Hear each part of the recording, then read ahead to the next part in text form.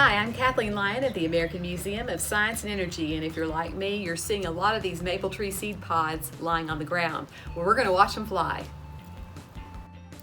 To make your own helicopter, you just use a piece of paper, and if you want to start with small helicopters, you can fold the paper into quarters, like so, and then cut along those lines to make 4. You're going to do some experiments, so you're going to definitely want more than one.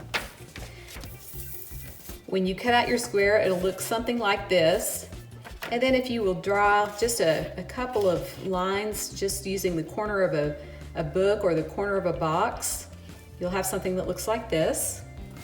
The next step is to actually cut down the center, like so. You'll then fold one wing back and crease, flip, fold back the other way, and crease. Now when you open it up, it's starting to look like a helicopter. You will need a little bit of weight on the bottom. You can try using a small paper clip or a large paper clip, or you can tape a penny to the bottom. If you find that it's not spinning or it's spinning really slowly, you may find that the wings are too fat. You can always trim them.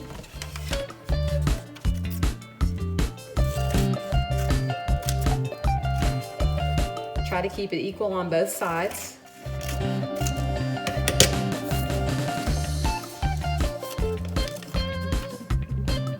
And this will be one that I actually test outdoors.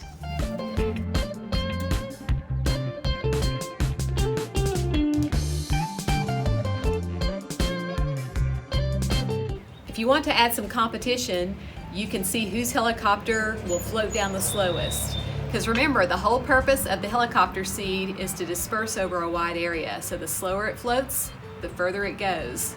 This is Kathleen Lyon from the American Museum of Science and Energy, and have fun watching those helicopter seeds this spring.